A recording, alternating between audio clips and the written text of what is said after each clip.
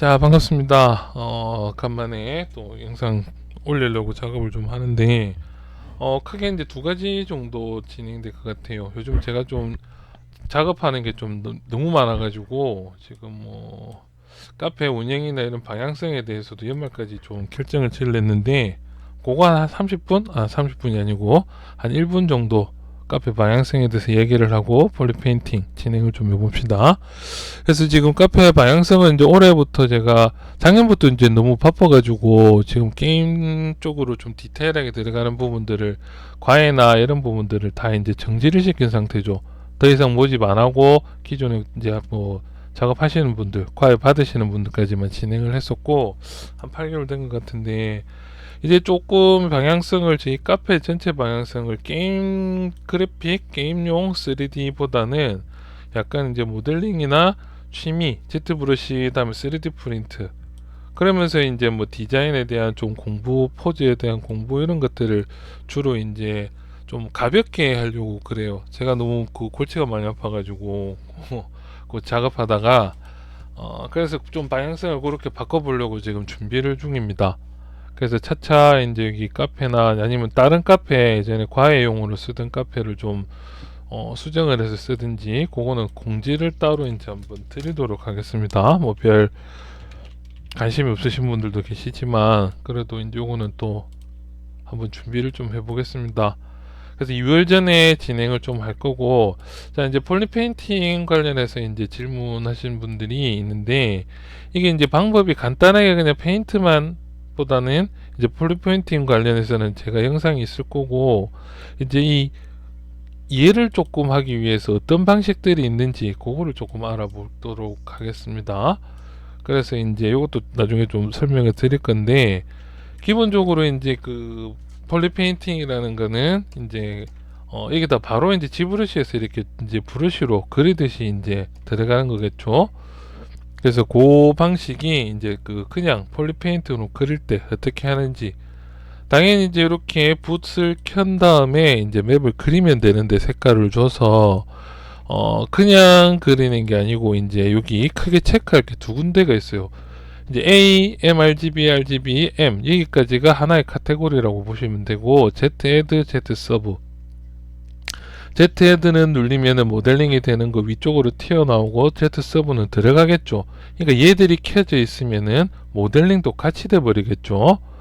그래서 얘들은 다 꺼준 상태에서 mRGB나 RGB인데 M은 이게 머터리얼을 뜻합니다. 머터리얼. 그래서 이제 이 머터리얼 재질이죠. 재질. 쇠 재질, 골드 재질 이런 재질들 그거를 뜻하는 거고 RGB는 색상이죠. 그래서 mRGB는 이제 그 뭐냐 밑색을 깐다고 보시면 됩니다. 그래서 여기에다가 밑색을 머터리얼은 스킨 다음에 색상은 약간 요런 색깔을 내가 깔겠다. 보이죠? 샘플 색깔이. 그러면 이렇게 정해놓고 나서 컬러에서 여기 피에로 오브젝트를 눌러주시면 이렇게 밑색이 깔린다는 거죠. 그 다음부터는 RGB로 바꾸셔가지고 얘들 색깔을 이렇게 이제 잡은 다음에 그냥 RGB 애들은 없죠. 그럼 칠해주시면 되고 여기에서 이제 그 뭐 이 여기 RGB 인텐시티도 제가 이거는 잘못 실수를 했습니다. RGB 인텐시티를 낮춰주시면은 이렇게 좀 더 세게 하면 원색이 그대로 나오는 그렇죠. 그래서 이제 진행을 색깔을 이렇게 넣을 수가 있고 여기에서 잠깐 팁을 드리면은 면 숫자가 많으면 많을수록 디테일한 그림이 그려집니다. 왜냐? 이렇게 픽셀로 그림이 그려지죠. 주로 이런 식으로 그렇기 때문에 면수가 이렇게 많으면 많을수록 작업이 좀 더 디테일하게 좀 더 날카롭게 작업을 할 수가 있다. 그 정도 되겠죠. 그래서 저도 보통 캐릭터 작업할 때 눈 같은 부분은 대부분 색감이라도 찍어 놓고 작업을 많이 해요. 그게 작업할 때 좀 분위기나 캐릭터 느낌을 좀 더 확실하게 볼 수가 있는 것 같아요. 자, 그래서 계속 시작을 하면은 그래서 얘를 다시 한번 간단하게 진행을 하면은 이제 뭐 눈 부분이다. 그러면 일단 머테리얼 색깔을 정해 놓고 나서 mRGB 체크, 그 다음에 컬러에서 피엘 오브젝트 해서 흰색으로 바꾸고 나서 이제 내가 원하는 컬러를 이제 요렇게 해서 엑스큐로 대신에 얘들도 이제 그 면의 개수가 많으면 많을수록 좀 더 디테일하게 그릴 수가 있겠죠. 그렇게 해서 이런 식으로 해서 그림을 그릴 수가 있겠죠. 근데 이제 그림도 좀 그리기 부담스러우신 분들 계시죠. 의외로 좀 계시죠. 그러면은 이제 뭐 사진 맵이라든지 아니면은 다른 데서 구한 어떤 그런 것들을 조금 더 이용을 해서 좀 작업을 했으면 좋겠다. 그러시는 분들도 분명히 계실 거예요. 그렇죠. 그래서 뭐 그 다음 작업들을 이제 이렇게 진행을 하게 되면은 이제 애들 그냥 다시 풀게요. 그래서 이런 식으로 해서 눈을 이제 작업을 해준다. 됐죠? 그래서 이제 사진 편집이나 이런 것들을 하기 위해서는 크게 두 가지 방법이 있습니다. 하나는 스팟라이트, 하나는 이제 좌표라는 걸 이해를 해서 좌표를 이용한 그림 그리기 방식이 있다는 거죠. 그래서 이제 이 좌표 같은 경우에는 실제로 이제 그 좀 전문 부분인데 이제 여기 보시면은 이런 식으로 아이고 얘가 아니죠. 자, 이런 얼굴 같은 부분들은 이렇게 로우 폴리곤으로 이렇게 좌표를 포토샵에서 그릴 수 있도록 이렇게 펴놓은 경우가 많아요. 이런 식으로. 그래서 여기에다가 이제 그림을 직접 이렇게 그렸겠죠. 그래서 이제 요거를 그리는 방식도 여러 가지가 있는 게, 저 같은 경우에는 아까 이렇게 잠깐 보셨지만은 여기에다가 기본 색깔도 그리고 사진 편집도 하고 뭐 다 작업을 해요. 다음에 방금처럼 맵을 추출을 해서 텍스처 맵 얘를 추출을 해서 포토샵으로 보내서 포토샵에서 대부분 마무리를 합니다. 그렇게 해서 맵 소스도 쓰고 아니면 이제 뭐 이제 상황에 따라서 좀 다릅니다. 그래서 이제 요것들은 그렇기 때문에 이제 그 작업 방식 하려면 UV 좌표에 대한 이해가 있어야 돼요. 그래서 이런 UV 좌표를 편 데에다가 그럼 여기 이제 와이어프레임 모양 아까 그대로 보셨죠? 그래서 거기에다가 이제 여기 사진을 편집을 하든 그림을 그리든 해서 얘 맵을 추출을 해서 다시 씌워줄 수가 있어요. 왔다 갔다. 그렇겠죠? 그러면은 걔는 여기에다가 그러면은 이제 여기 이미지를 넣을 때에는 이제 여기 텍스트에다가 이제 임포트를 해서 파일을 이제 이렇게 가져오면 되겠죠? 그래서 만약에 뭐 여기에다가 내가 그림을 그렸다 그러면은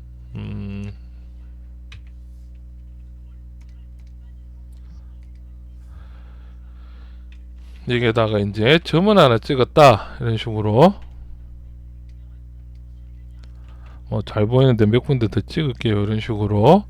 그래서 점을 이렇게 찍었다. 이거 저장을 좀 할게요. 자, 그래서 텍스처에 이제 이번에는 임포트로, 그렇죠, 임포트로 해서 이제 그 방금 세이브한 파일을 요건가 얘를 이제 이렇게 불러왔다는 거죠. 얘들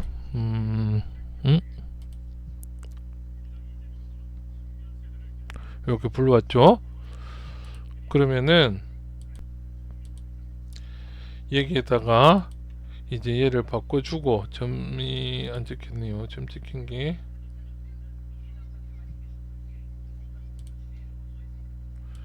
얘죠. 이렇게. 그래서 텍스처 온으로 해주셔야 이렇게 이제 작업물이 이제 위에다가 매핑이죠. 매핑 소스가 이제 여기다가 이제 올라간다는 거죠. 물론 그렇게 해서 다시 맵을 추출해내고 뭐 이런 방식들은 이제 있긴 있다는 거죠.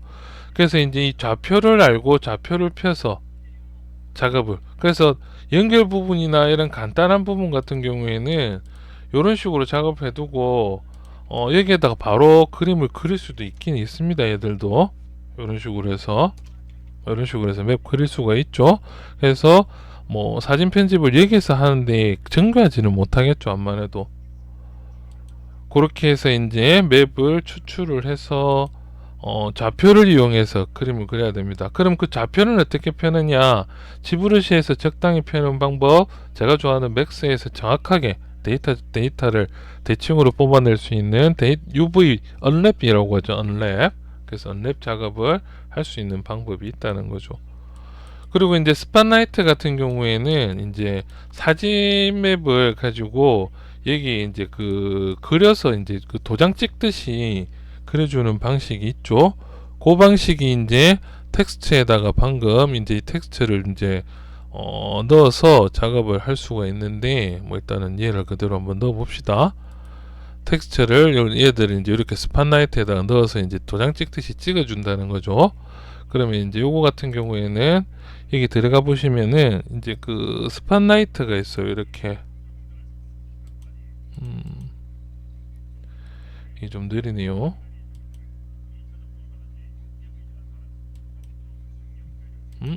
잠시만요. 자, 여기 텍스처를 선택을 먼저 해줘야 되겠죠. 텍스처를 선택을 해서 이렇게 등록시켜 주고, 그렇죠. 그 다음에 이제 여기 이제 그 add to spotlight죠. 그래서 얘를 이제 이렇게 등록을 해주시면은 이제 그 얘를 가지고 이제 매핑을 이제 넣을 수가 있겠죠.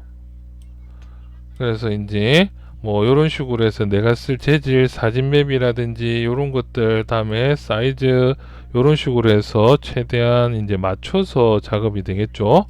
그래서 보통 사진에서 좀 그리기 힘든 부분들, 눈썹이나 이런 부분들을 좀 실사틱하게, 그러면 그런 부분들만, 그래서 이제 책 보시면은 이제 그 눈썹이 제 사진 찍어가지고 그냥 편집을 해서 포토샵에서 썼다고 그러죠.